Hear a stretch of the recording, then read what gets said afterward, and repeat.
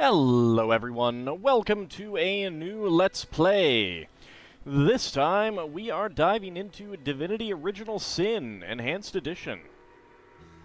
Originally came out in 2015, so a fair number of years back.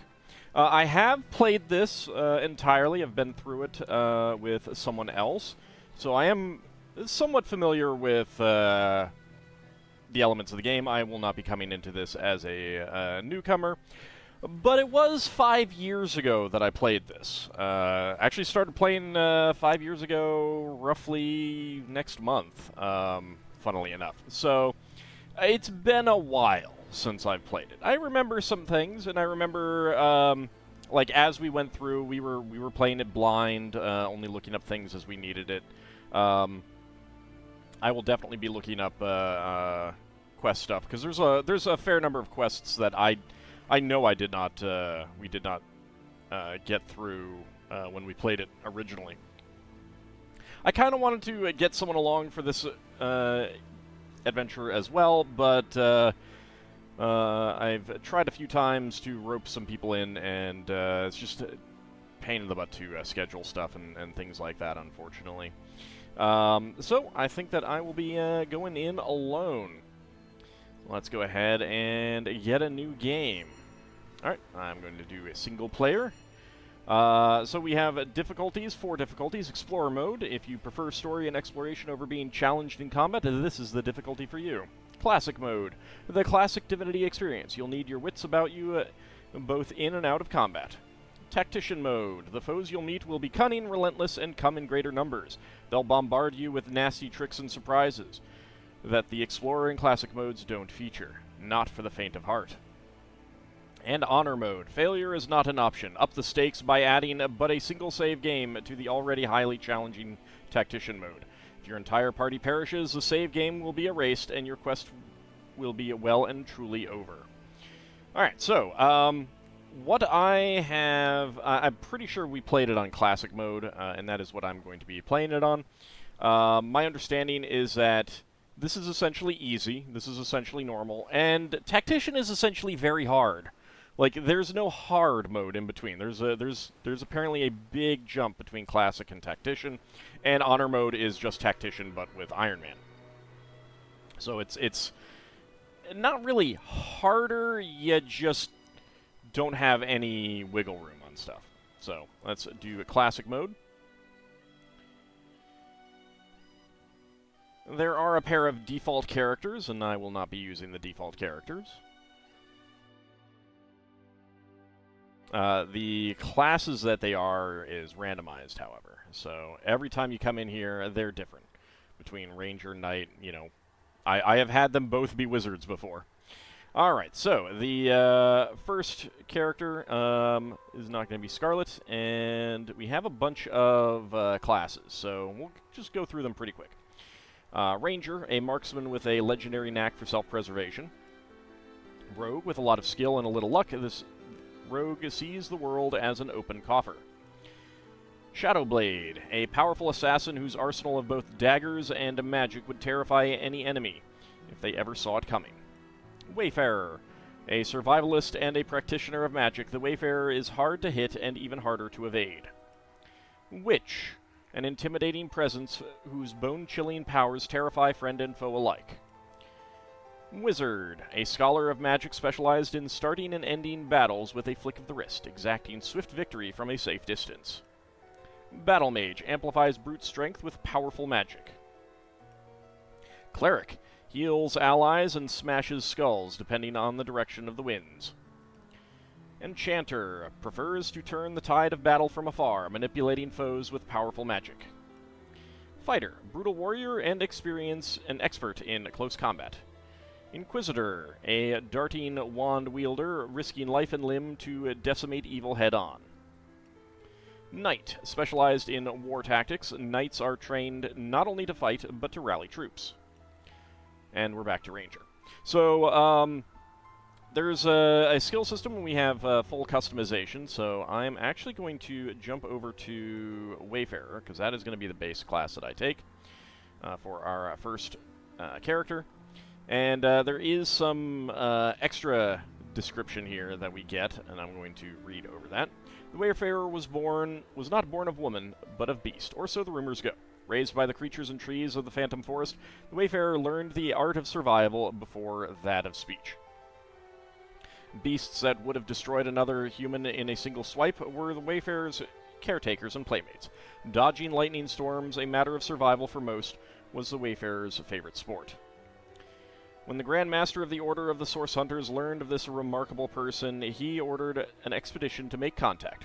Though wary of leaving the wilds, the Wayfarer was eager to learn more about these strange but powerful Source Hunters. Alright, so, and then of course we also have randomized portraits here and everything like that. We jump to the other classes. Witch. The witch grinned over the great cauldron. Golden vapors twined upward in intricate patterns, and a fragrance of sweet jasmine filled the dark cellar. The perfect poison, the witch thought, beautiful and deadly. Suddenly, bang! The cellar door flew open, and a troop of 10 Source Hunters burst in. The witch smiled, and, with a single nod, a small army of oozing undead filled the space before the cauldron. "This time we are not here to fight," the leader of the Source Hunters called. "We need you." She paused. "And you need us." Oh, I guess the leader of the Source Hunters was a woman. I thought that was the witch pausing. Wizard! The wizard's eyes snapped up from the heavy tome. Outside the small hut, the unmistakable sound of a struggle erupted, and an orcish roar sent shivers down the wizard's spine. But now was not the time for fear. By the light of the moons, the orc's hulking silhouette was a boil upon the outline of the peaceful woods. He had pinned someone beneath one great knee, and the victim cried out in futile anguish. The wizard whistled. Turning its great head, the orc had only just noticed the distant figure before its great green mass erupted in a shower of ash. The would-be victim rose, dusting the orc from his hair, and held out a hand. The signet ring of the Order of the Source Hunters glinted upon his finger. "Friend," he said, "I was sent to find the great wizard of these woods, but it seems you found me first." I should also make a quick note of what the classes are good at. So, Expert Marksman is Archery, and Geomancer is Earth Magic. So basically, Wayfarer is a combination of Archery and Earth Magic. The Witch is Witchcraft and Earth Magic. The Wizard is Fire Magic and Earth Magic. And then we are at the Battle Mage, which is Man-at-Arms, which is melee skills, and Witchcraft, and Fire. The warrior was lost, and a night approached. To be alone in the darkness of these haunted woods meant certain death, but there was nowhere to turn for shelter. Nearly resigned to fate, the warrior's eyes caught something, a distant light through the trees. The warrior approached, and bit by bit the gentle glow became a campfire. A wizard sat nearby, holding his thin hands to the small flame. Approaching cautiously, the warrior asked for shelter, and the wizard was happy to oblige. The two became both friends and tutors, and the warrior learned several of the wizard's finest spells. As they traveled, they happened upon a cave from which a terrible groaning echoed. The warrior went in first, inching along the cold cave wall as the groaning grew louder. Deep within, a figure, half woman and half demon, writhed upon the floor. A sorcerer possessed. The warrior turned to escape, but it was too late. The sorcerer screeched and cast a deadly spell, but before it could find its target, the wizard threw himself in its path. The warrior, now a battle mage and a source hunter, never forgot the wizard, nor the magic he'd left behind. So battle mage is melee skills, witchcraft, and fire. Cleric is warrior and water magic. The seven gods may be almighty, but they hardly expect to fight their own wars. Thus, an order of ascetics devoted to the seven gods and practiced in the arts of war and healing carries out the will of the divine. These men and women are trained to transform a Spartan diet of crickets and snow into the raw strength necessary to turn the tide in any holy war. They restore and regenerate their allies as thoroughly as they annihilate their foes. Enemies of source and all unrighteous magic, clerics are the cleansing hand of the gods made manifest. For centuries, clerics have worked alongside the Order of the Source Hunters to purify the land of evil magic. So it's interesting that some of the basic classes seem to just be a general description, and then some of the, Battle Mage has a very specific description. Enchanter is water and air magic. Orcs, puppets. Creatures of the void, dolls. For the enchanter, enemies are more toys than threats, and battle is equal parts play and experimentation. Raised by dedicated natural philosophers, the enchanter grew up believing the less desirable races were profoundly important.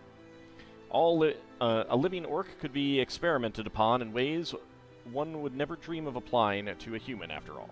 Trained to assist in capturing and controlling these test subjects, the enchanter's expertise is unparalleled. What those natural philosophers didn't expect, however, was for their well-trained enchanter to realize the horror of their experiments and to turn their expertise against them. The source hunters who pulled them down from the spikes upon which they'd been compelled to impale themselves offered the enchanter a choice: rot in jail, or turn those powers of manipulation toward the greater good. Fighter is just straight-up man-at-arms. There was no legion in the slums of Youthful Gore. There was no mayor, no magistrate, and no law. Only the fighter. If your horse had been stolen, the fighter would find it. If your landlord extorted you, the fighter would help him see reason. This justice was harsh but effective. Order persisted. When the king heard of the vigilante who dared enforce the law without the monarch's consent, he was outraged. "Banish this traitor," the king said. But the king's guards could not subdue the warrior, no matter their swords and spears. At last, the king called upon a black witch to cast a spell upon the so-called usurper. As the fighter slept, terrible nightmares invaded where soldiers could not. Mad with terror, the fighter fled and wandered for weeks before the nightmares began to subside. But if the fighter dared wander in the direction of home, the nightmares began afresh. The king might be untouchable, but dark magic was not. As a source hunter, the fighter would destroy the charm at its root. The king would come after. Inquisitor, as witchcraft, fire magic, and air magic. The Inquisitor strolled through the town's silent streets. "One among you is a practitioner of dark magic. Show yourself." As the words faded, a shadow emerged from the far end of the square. "Another foolish source hunter," it called. "Run off while you can. This town is mine." The Inquisitor stood firm. "No longer." In the distance, the dark mage's fingertips glowed sickly green. "Then die." Green sparks traced spiraling arcs towards the Inquisitor, though none hit their mark as it darted forward. One fist sent the sorcerer sprawling. "Nicely done," the figure croaked, "but at this range I won't miss." His hand had only begun to blaze green once more as the Inquisitor sent an arc of electricity into the dark mage's chest. "Neither will I." And Knight has, straight-up man-at-arms again, but it goes for two-handed weapons rather than, and I guess leadership as well. But so there's basically two straight-up man-at-arms characters, which is a little weird. But the knight was one of many in his clan. Yet he is the last who remains. The House of Sturmgrave offered countless fearless fighters for the protection of the realm, and they were widely revered for their prowess in battle and the righteousness of their swords. Indeed, so much were they admired and lesser lords grew green with envy.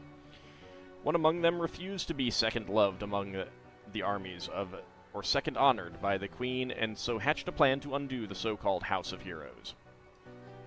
The lord ordered a terrible act, the pillaging and destruction of a small and peaceful town. Through careful manipulations, the wicked lord succeeded in fingering the knights of the House of Sturmgrave as the culprits.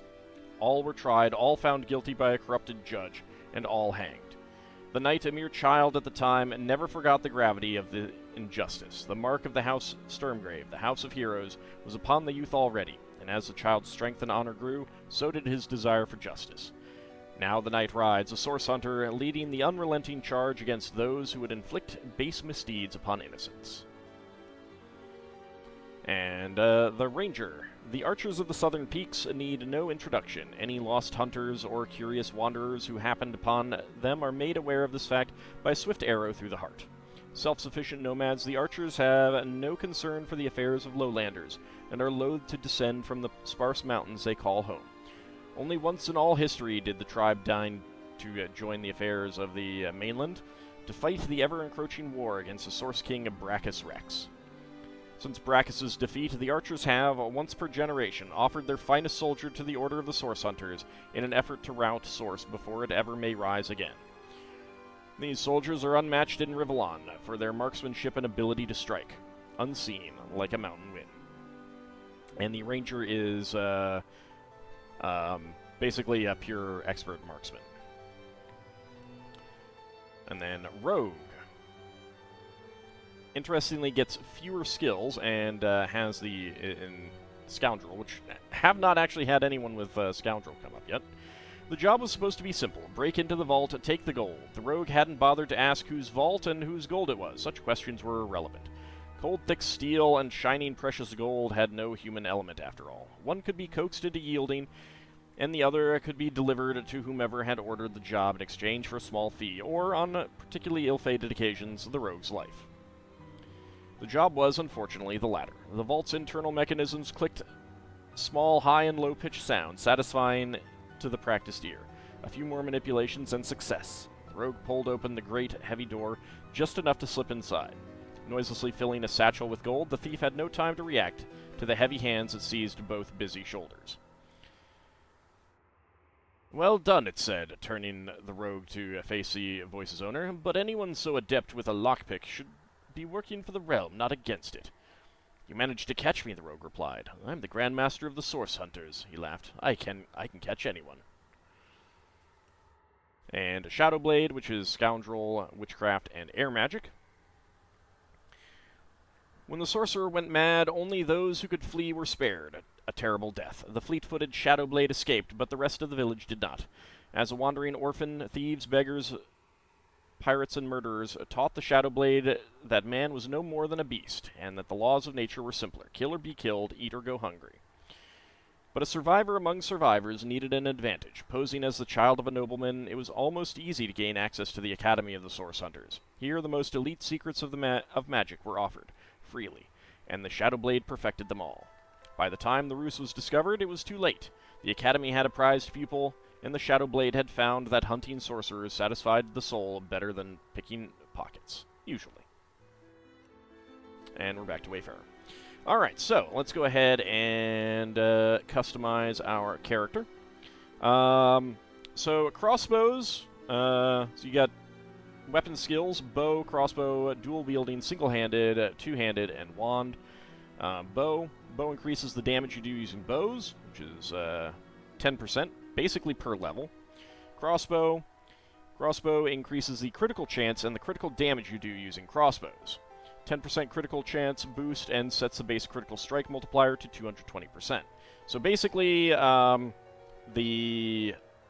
have a higher chance of critting, and you'll do more damage with a crit. It's good early game, but by late game, that's kind of worthless, because you're gonna the crit chance doesn't apply to most of your skills, and you're going to be using mostly skills by the end. So it's not that great. So we have 14 to 22 piercing with ricochet. So if I do that, still is 14 to 22, but I think part of that is because I have a crossbow, and I'm not sure if it's going to change out the weapon. Dual wielding reduces damage penalty and total action point cost when wielding two weapons. Sets a dual wielding damage penalty to minus 20% and reduces cost of attacking by 1 AP. Single-handed increases damage when using a single-handed weapon, dagger, sword, axe, or mace. This damage bonus is not applied when dual wielding. And two-handed increases critical chance and critical multiplier when using a two-handed weapon, a sword, axe, spear, or staff. So basically, bow and crossbow is kind of like single-handed and two-handed. Wand increases damage of main hand wand attacks. But we will be using the bow. Defense, we've got Armor Specialist. Improves your armor rating, and it decreases your heavy armor movement penalty. This is something that this character will never be taking. Bodybuilding. Improves your saving throws against knockdown, burning, frozen, bleeding, crippled, blinded, weak, diseased, infected, and drunk. Reduces the chances to receive a status by 15%.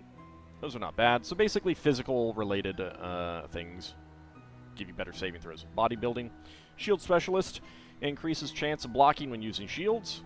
And Willpower is basically like bodybuilding, but for mental-type stats, or magic-type status effects. Feared, Mute, Charmed, Stunned, Cursed, Slowed, Petrified, Decaying Touch, Mark of Death, Remorse, or Shackles of Pain.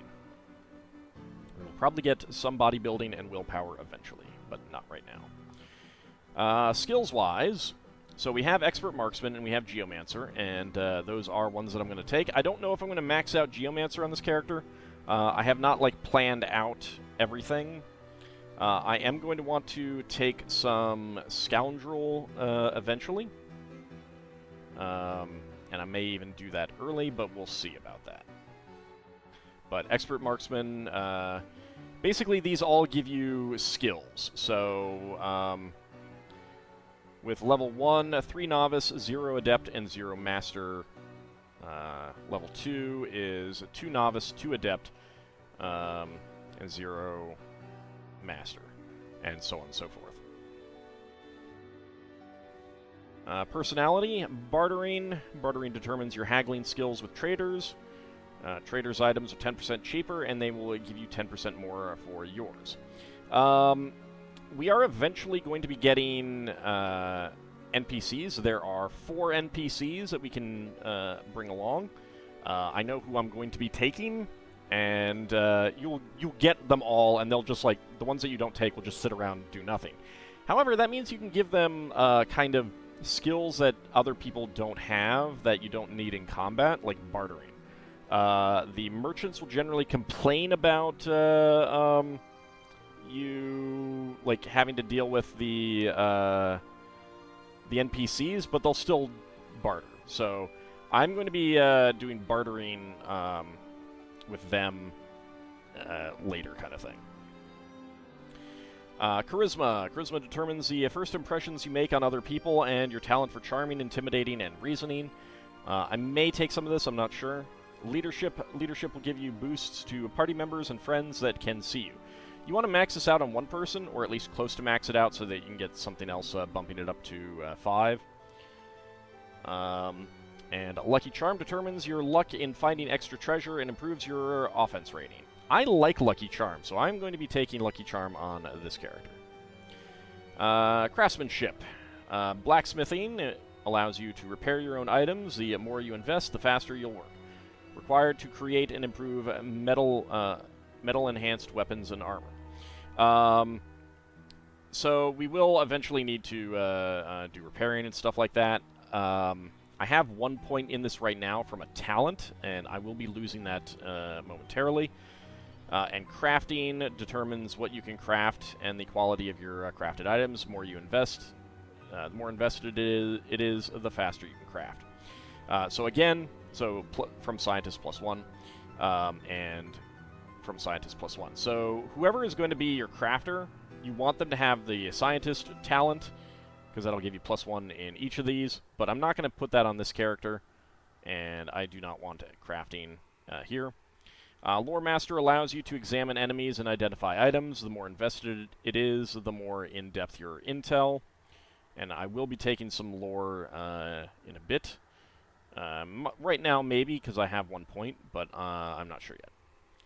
Telekinesis, you can move items from a distance. The higher your telekinesis score, the heavier the items you can telepathically lift, and the farther you can move them. This is a pretty common thing to get on items, so I'm not going to bother with this right now. But it is really good to get that on, like, 1 point on everyone. And then Nasty Deeds, Lockpicking. Lockpicking determines what complexity of locks you can pick and how fast you can do it. There's basically keys for all of the adventuring location locked doors and chests and stuff, so I'm not going to bother with this. Town stuff oftentimes doesn't have keys, or keys that you have to pickpocket other people for, so this is good to have on a character who is just kind of gonna be a backbencher. Same thing with pickpocketing. Pickpocketing determines what you can steal and who you can successfully pickpocket. And then sneaking determines how well you can sneak without getting caught. Sneaking can be good, but there's also multiple ways to become invisible, so I'm not too concerned about that. Alright, so I have 1 point, so basically to increase your levels, it's like bow, to get to bow level 1, it's 1 point, to get to level 2, it's 2 points, to get to level 3, it's 3 points, and so on and so forth. So right now, with 1 extra point, I can't get anything up to level 2, so I probably am going to want to put this into something that I actually do want at level 1. And it might be Scoundrel. It might be Leadership, actually. Leadership is probably pretty good right at the beginning, actually, now that I think about it, so we'll do that. Alright, and then Talents, Pet Pal, and Scientist. I'm going to leave Pet Pal on this character because I'm going to be primarily moving around as this character, and that allows us to talk to animals. But I will take off Scientist. So, Pet Pal enables you to talk to animals. Arrow Recovery. Arrow Recovery gives you a 33% chance to recover a special arrow after shooting it. That is something that we are absolutely going to want on this character. Avoid Opportunists. Avoid Opportunists gives you the ability to evade attacks of opportunity. That is good. Useful for this character. Backstabber allows a character to backstab with daggers, knives, rondelles, and rapiers. Don't care. Bully boosts non-magical attacks by 50% against opponents with slowed, crippled, or knocked down. That can be good. So, like your man-at-arms and your marksman abilities, both normal attacks and the abilities, that will increase the damage against anyone who has those skills. That's pretty good. So if you can get those stats, one of those stats on someone, that's very useful. Courageous grants you immunity to fear, but you can no longer flee from combat. There's other ways to get immunity to fear, so that's not a big deal. Elemental Affinity lowers the action point cost of actions, cost of spells by 1 when standing in a surface of the same element. So if you're standing in water, your water magic is easier to use. Good for a wizard, but not good for this character. Escapist allows you to flee combat even when enemies are right next to you. Incompatible with Courageous. So, again, you take Courageous, you can't take Escapist. You take Escapist, you can't take Courageous. That's fine. That can be useful. Not a big deal here. Probably if you're in the if you're playing the honor, whatever the top tier difficulty, having someone with that is probably a good thing. Far Out Man increases the range of spells and scrolls by 2 meters. Very good for a spellcaster. 5-star Diner. Doubles the effects of food. That's okay, I guess. Know-It-All decreases everyone's attitude towards you by 20, but grants you 1 extra point in intelligence. Good for a wizard. Leech heals you when standing in blood. Incompatible with Comeback Kid. Light Stepper gives you +2 perception bonus for detecting traps and secrets. That is really good, and that is something that this character is going to want to take. Lone Wolf. Character with Lone Wolf can no longer have a companion, but receives a 70% bonus to base vitality, 2 bonus to turn action points and maximum action points, and an extra ability point on level up. This is something that I believe you do not get that 70% bonus to base vitality if you take this later. And of course, if you take this later, then the extra ability points you've already gotten the levels, so you're not getting those extra ability points. So there's 2 times when it's worth taking this if you're willing to make it make the game more difficult. Since you have 2 main characters, you get 2 companions. Taking Lone Wolf on 1 means that you can have a maximum of 3 people. The other character can take a companion. If you take both characters with Lone Wolf, then you're just going through with just the 2 of them. And that will make the game more difficult. But you either take it right now at character creation, or you wait until the very end of the game, or right before you win, take it, beat the game, and get the achievement for beating the game with Lone Wolf. That's like the only 2 times that's worth taking. My precious, every time you hit or get hit, your gear has a 50% chance of not losing durability. Pack Mule doubles the amount of weight you can carry. This is definitely something I will be taking on a backbencher who will be selling stuff. Politician, it gives you 2 bonus points in Charisma, but you lose a point in Intelligence. There's Scientist, which gives you a bonus point in Blacksmithing and Crafting. Stench decreases everyone's attitude towards you by 25, but melee opponents will find you less attractive in combat. Walk It Off reduces the duration of statuses that have a bodybuilding saving throw by 1 turn. What a Rush increases your turn action points and maximum action points by 2 when your vitality is below 30%. Zombie lets you heal from poison, but causes damage from regular healing. So some of these are very situational, like What a Rush. Unless you are frequently being low on hit points, you're not getting any use out of it, so All Skilled Up gives you 2 extra ability points to spend. That is basically something you always want to take. Requires level 3, so we can't take it yet. Anaconda increases your damage with crushing weapons by 10%. Single-handed requires single-handed 1. Bigger and Better gives you 1 extra attribute point to spend. Requires level 5, so that's oftentimes worthwhile. Comeback Kid, when an opponent lands the blow that should kill you, Comeback Kid will leave you with 1 health as long as you had more than 1 left. Requires will point 5, incompatible with Leech. Demon, a character with Demon, has an extra 15% fire resistance, but takes a 15% penalty to water resistance. In addition, the maximum fire resistance is raised by 10. Elemental Ranger. Arrows will inflict bonus elemental damage depending on the surface your target is standing in. Requires Expert Marksman 5. And that is something that's worthwhile late game, just because it's going to be extra damage, or potential extra damage. Glass Cannon gives 4 extra recovery action points, but your total vitality is decreased by 50%, incompatible with Lone Wolf, and requires level 5. Gorilla increases attack damage while sneaking by 50%. Requires sneaking 1.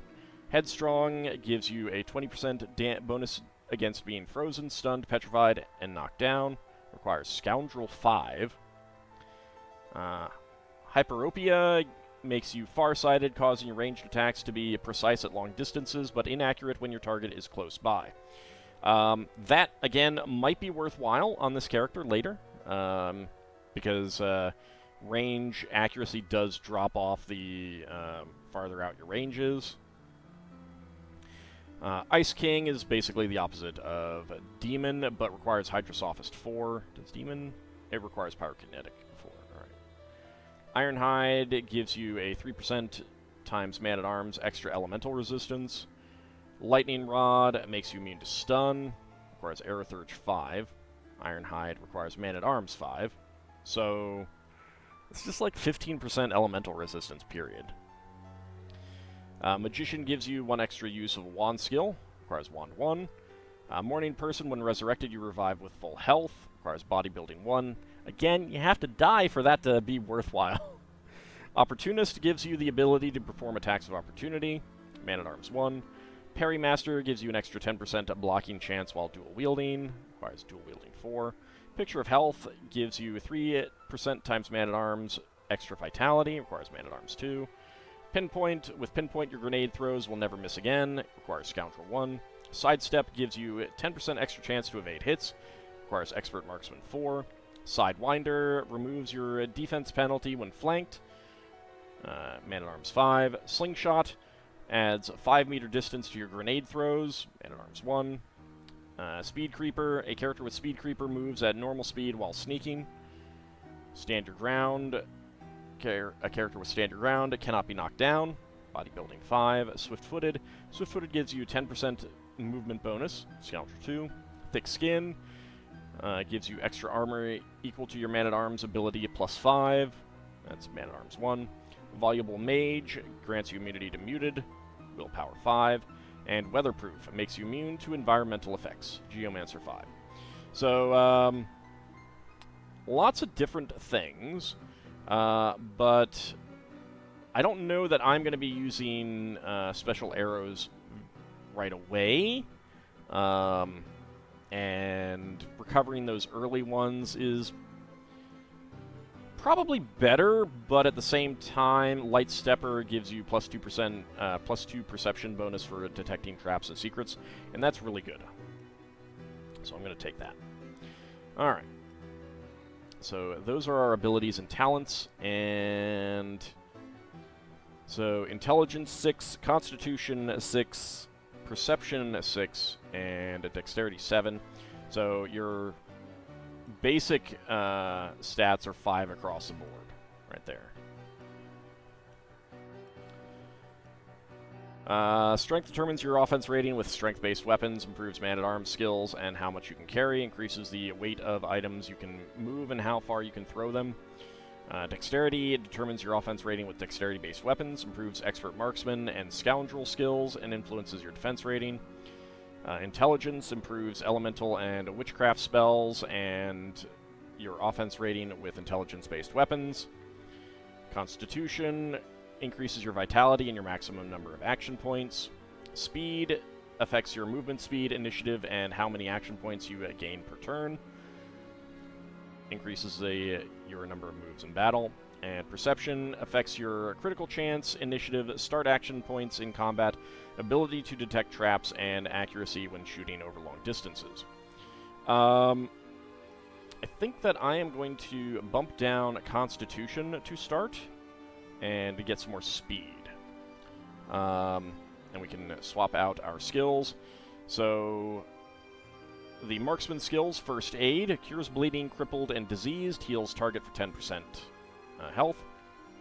I have a 9% chance to set First Aid for 1 turn. I need an 8 Dexterity to get that up to 100%. And over 100% is good because there are things that can reduce the chance of it working. Ranged Power Stance, improved damage with a bow and crossbow at the cost of precision. So it's basically you turn it on and you turn it off kind of thing.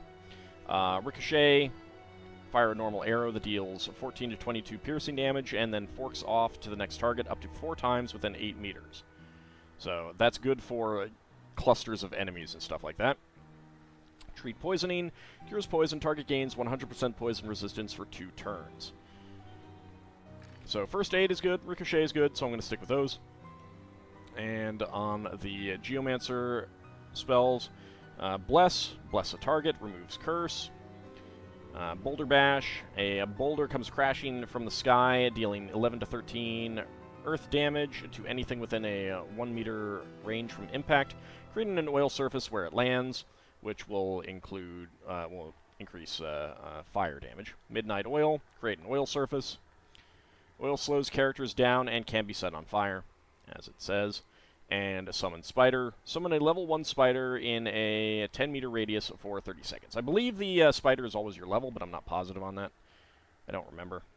The spider's fangs deal piercing damage and have a 10% chance to poison its target. It is very resistant to poison attacks itself. The spider has a special attack that can weaken its victims. It is immune to blinding attacks. Alright, so summons are really, really good. It's just like, bringing in extra targets and stuff like that. So, Summon Spider is definitely the best of these right now. So, I am going to accept that. And let's see. So, you can make them male or female. You've got a bunch of portraits.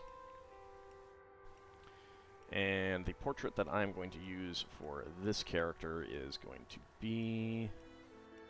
For some reason, it doesn't match up the picture here with the portrait here. And the portraits are fixed. There's some differences, but you can't, make the skin tone lighter or the hair color different. There are some that give you, different hairstyles and stuff. Yeah, I'm going to go with this one. So, no AI...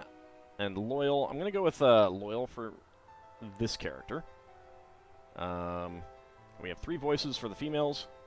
Ah, Forge. The one place metal and bread are welcome in equal measure.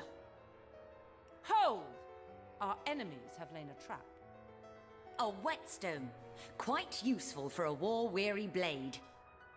So we got 3 voices. Rogue voice. Look out! I see a trap nearby. Wizard voice. A whetstone wheel. And now, warrior voice. What do I have that needs sharpening? I'm going to go with the warrior voice. And then we have skin color. We can also rotate our characters here.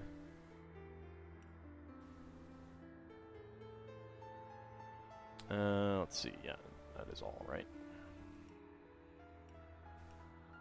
So we have a lot of different skin tones to choose from.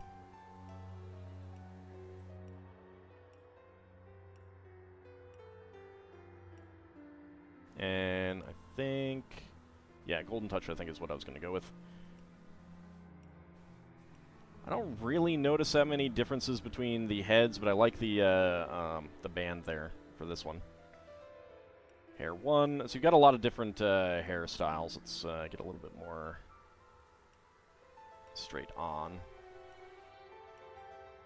I do like this one. There's a little bit of a clay texture to all of them, but what can you do? I do like this one as well.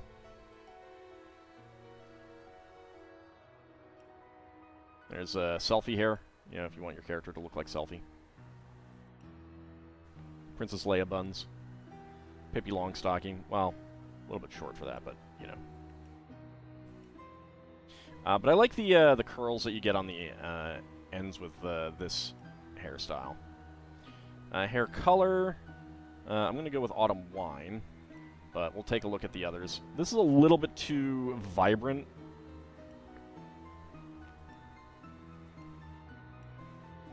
But there's a lot of good hair colors. A lot more variety in the hair colors than skin colors. You can't get a green-skinned character. So we'll go with Autumn Wine, and even though... oh, fine, turn it back on.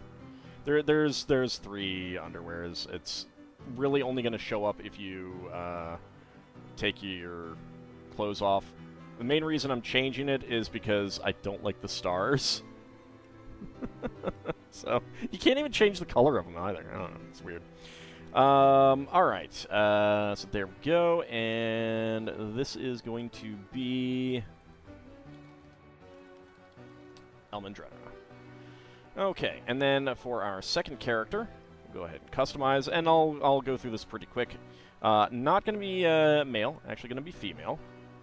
And you are going to be a spellcaster, and I think I'm going to start with the enchanter. There we go. So there's a spellcaster that you can get in the one of the 4 NPCs is basically an enchanter, but kind of hate him.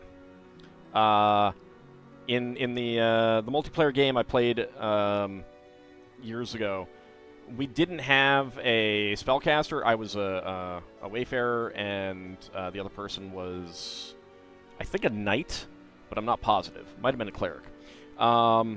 And it just, like, we brought him along because we felt we needed that magic niche, and we just kind of hated him. We just kind of hated him. So, yeah, that's that. I don't think I care about charisma on this character. I do want leadership. Telekinesis is fine. And because you only get 3 starting skills, I'm not too concerned about getting some of these others at this point. But I will probably get some of these other magical skills at various points. Wands are okay early on, so I'm not going to bother too much with the other things. Elemental Affinity is fine. Escapist, I don't care about right now. I want Far Out Man. And actually, what is the...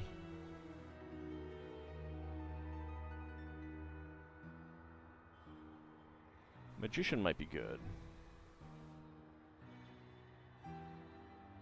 Alright, Elemental Affinity I can get later. I think, is it Know-It-All? 1 extra point of intelligence. I think that's good. So there we go. Okay, speed, perception, and intelligence are fine. Not too worried about those. Okay, so teleportation is good. So the choices are here under Arrow Surge, Air Magic, Bitter Cold, Shocking Touch, Teleportation, Thunder Jump. So freeze a target, which has bodybuilding saving throw, and cooldown is actually 7 turns because of intelligence, so that's pretty nice. Frozen makes a target unable to move or act, but it gains increased armor rating and fire resistance. Shocking Touch, electrify a target at arm's length, deals 5 to 5 air damage, so not a huge damage amount of damage right now. 80% chance to set stun status for 2 turns, and bit better cooldown. Teleportation, throw an item or character up high and drop it to the ground, dealing 14 to 17 crushing damage. This is actually a really useful skill for your own characters later on to be able to get around some traps and stuff. And I think you actually need it, but there's scrolls, so that's fine. Thunder Jump, jump from one target to the other, hitting a maximum of 2 targets, stunning them, and dealing 8 to 9 air damage. So I'm going to definitely keep Teleportation. I should also take a quick look at some of the other skills. Witchcraft, Malediction, weakens and curses an enemy. Oath of Desecration, bestow a damage boost upon an ally. And Vampiric Touch, heal yourself with the life force of someone else. Damage them for 13 to 14 piercing. We'll get to Hydrosophist in a moment. Pyrokinetic, burn my eyes. Target gains a temporary perception bonus, cures blinded. So that's also good. So we might get some fire magic for this character as well eventually. Set fire to a nearby target, dealing 11 to 13 fire damage. And Flare, cast magical heat that does 11 to 13 fire damage. Scoundrel, fast track, become hastened for a short while, that's good. Lacerate, inflict bleeding, does 9 to 16 slashing damage. Precise incision, weaken a target, deals 9 to 16 slashing damage. And walk in shadows, become one with the shadows. 70% chance to set invisible status for 5 turns. So again, this is really good, and this is something that my other character, Elmandretta, is definitely going to be taking eventually. Expert Marksman, we've looked at, and Man-at-Arms. Battering Ram, rush forward in a straight line to a point far away, hitting all enemies in your path with 5 to 8 water damage. I think that's based on your weapon. An Enormous Fist smashes your enemy and knocks them down. It deals 3 to 4 crushing damage. Cure Wounds, immediately heal yourself or a nearby target for 20 vitality. Divine Light sets the warm status and it decreases target's willpower and bodybuilding within the spell's area of effect. Encourage, encourage allies around you. And Melee Power Stance increases both the damage of your melee attacks and your movement speed at the cost of precision. Alright, so that is what we've got. Let's see, so Teleportation I want. Freezing Touch is good. But I don't think I care that much about Bitter Cold. I think I'm going to go with Thunder Jump.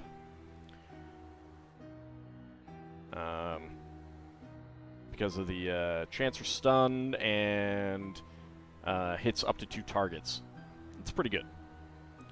Alright, and we will stick with female. So AIs, loyal. So there's a little rock paper scissors mini game that pops up when you get to certain situations that if you're playing multiplayer, it can actually be pretty fun where each of you has a different, you want to address a thing a different way, and rock paper scissors mini game comes up to see who can actually succeed at that and which route you'll take.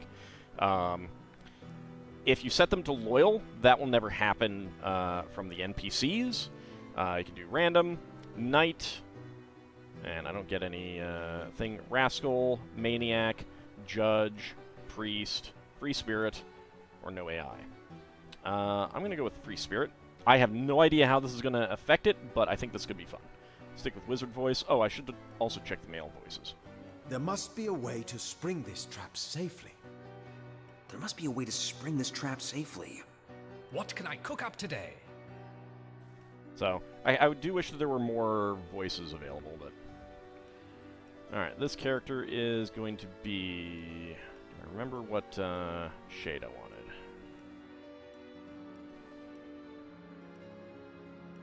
I think it was August Sun. And I'm with that one for now. I might change that. Hair. I specifically have... I do like the afro that amuses me, but that's not what we're going with. We are going to be going with that one. I think Summer Wheat Blonde is what I want. Yeah, the others are a little bit too bright. There we go. Just do that, because I don't like the stars. And I feel like the...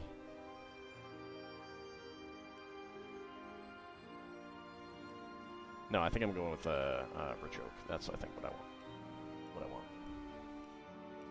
And we'll go with an appropriate portrait.